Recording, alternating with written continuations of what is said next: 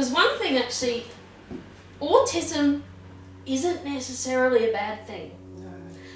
Because exactly, exactly. So when you are at the high functioning end, and you don't even at not the high functioning end, but one of the aspects of autism is incredible focus on one thing. You know, so I say, you know, don't be. I think my Asperger's has been a very, very, very good thing because it has made me the musician I am. I mean, imagine having such an obsession, such a focus that you can play 4 bars and it'll take you half an hour, 3/4 of an hour. You won't realise it's gone past. But having the method, you know, a lot of I think I'd be if I had children, I would be a tiger mum, and I don't think tiger mum is such a bad thing. And this is where autism is incredible for the focus, because I was, I mean, you know, a bomb could go off. I played a concert at the Conservatorium in the last year of my masters, and I came up with the title of the concert, which was "It Takes Two to Tango," because I played the Piazzolla Tango Etudes, which actually have been put to a piano part, and Histoire de Tango. And such was my focus, and this is why I videotape my performances, because I'm not aware. You know, such was my focus that apparently my mother-in-law said, "Oh, didn't you hear the screaming baby?" It's like, well, what screaming baby? You know? That's a very useful thing. And this is how, if you're teaching kids with autism, you find out what they want to learn. Because I mean, I have a very, very brief teaching history, but I mean, as an autist, I know that if you like something, you'll follow it. You know, it's like I like, you know, I have various little interests. I love geology and volcanology, and I'll spend hours researching it on the internet.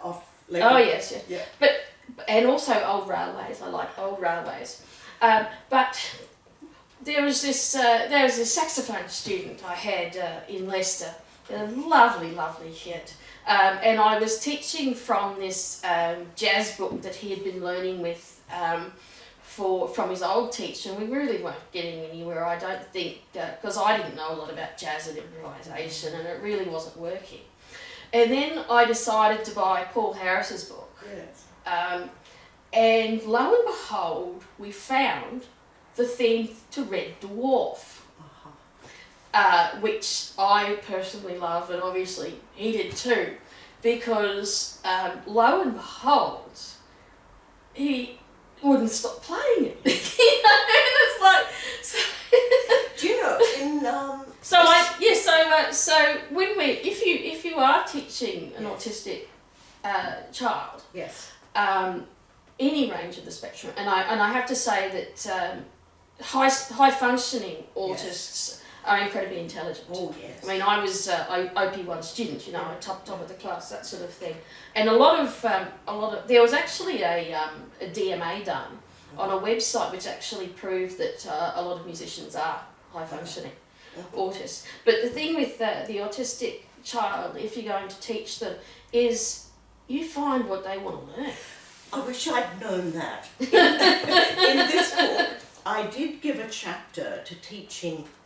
Well, a chapter to teaching the very gifted, and a chapter, or is it the same chapter, about managing students with whatever you want to call it. And I had taught some, but I don't think I did it very successfully.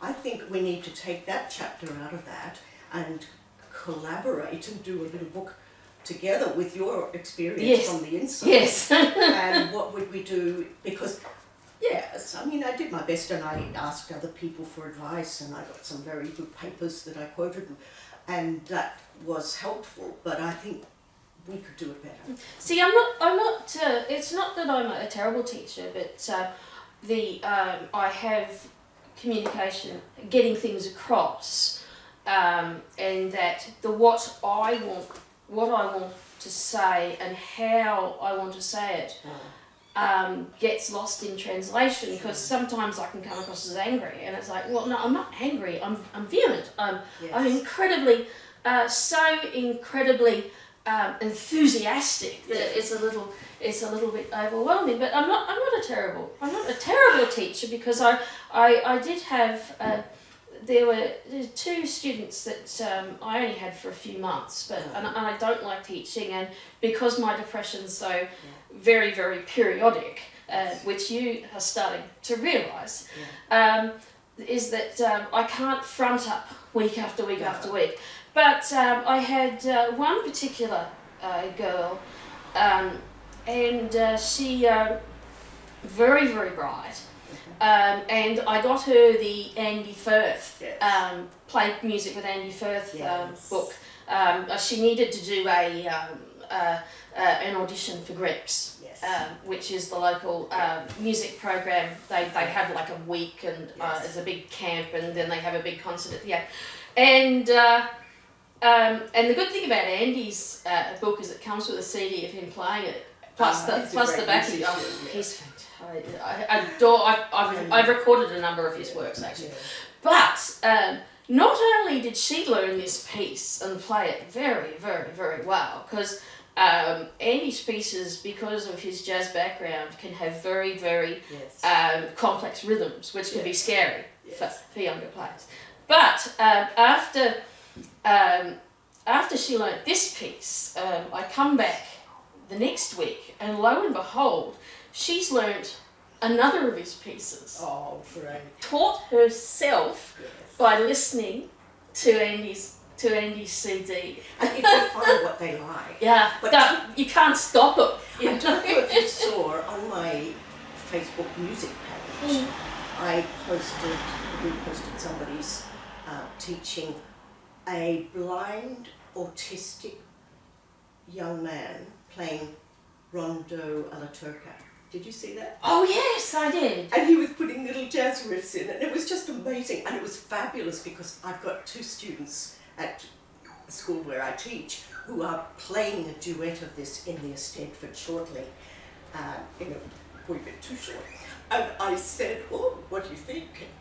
Just throwing it out there, because the mother and father of one of them do a lot of jazz music, and the father's a jazz saxophonist. So I'm going, hey, do we dare? Would we take the adjudication? So the adjudicator, would he or she cope with us playing fun with this? But wouldn't that be so good? Because one of the things I've been picking up from Feldenkrais is to play with things, not be too serious. And another student, and unfortunately this is a sad story, is that again, really, really, really bright. We were having such progress. You know, she was really, really amazing, and I knew I couldn't continue to teach her because you know, I couldn't front up every week. But the sad story is that she, through my tutelage, she managed to get into a private school with a teacher, and unfortunately the teacher put her in for 3rd grade. Personally, I would have put her in for 4th grade, but she didn't teach the scales in time. Hey, that's a whole new topic. And Let's go to that one next, in another the session. thing is, she got a C for her exam and quit. And that's so sad because, you know, I suppose I was quite a little, I wouldn't call myself a prodigy, but I was certainly, you know, very hardworking, and I will never forget the time young Kathy was going into a competition, and all the cream of the talent around would have been in it, and there was a prize of a buffet clarinet. And I wanted it. And you wanted it. And she played Finzi Fugetta. By memory. Probably, yeah. It was like, yeah, okay, here's the clarinet. So with an autist, you know, if they want something. Yep. You know, were determined. So there's a lot of and positives. they'll work like the blazers, you know. Yes. So, Maybe we should pursue this further because you've touched on examinations and I've touched on Stedfords, and I've got chapters in that book and that book about preparing for performance and so on. But it'd be fun to talk about that. Yeah, I think we don't want to sort of have this video lasting 3 hours, so it's probably good to stop there. Although there is so much more we can explore. We could do our promo clip. Sign up for Kathy's YouTube channel. Oh, and I haven't got many followers on mine. Sign up for mine, please, too. And you can get my books on my website, in which case you get the autograph. And I have go digitally to Amazon, Booktopia, all those sort of places, and get my books as ebooks or whatever. And there's even a download of this Speak Out, Don't Freak Out as audiobook. Anyway, just go to my website, ruthbonetti.com, and Kathy has masses of followers on her YouTube. Yeah. Well, I've been going since 2009, so... I can't compete with but I have a website, kathywilliams-devries.com. I'm not only a clarinetist, I'm also an early musician on recorder and shallow mode. Yes. And clarinet players know what the Chalumeau register is, but they don't actually know that there's an instrument behind it. Absolutely, we could talk about that one. Exactly, but I think we should leave Let's it. do a cadence, and then we'll continue. We can top up our tea and continue on another of those topics. Yes. Unless okay. I warn you out. No. Okay. All right. So that's one thing about being on the spectum is that you're like a dog with a bone, you know. would you like a top up of tea before yes, we please. tackle which might boil the billy again? So we'll leave it there for this topic. Yes. And I'll boil the billy again and put some more wood on the fire. Put some more. It's just hit winter here in Brisbane, Queensland, and us being the complete wusses we are, anything below about 24 degrees is extremely freezing for us. So thanks for listening. I hope you got through to the end of this video. I hope you find it rewarding, and please join us for our next Fireside talk.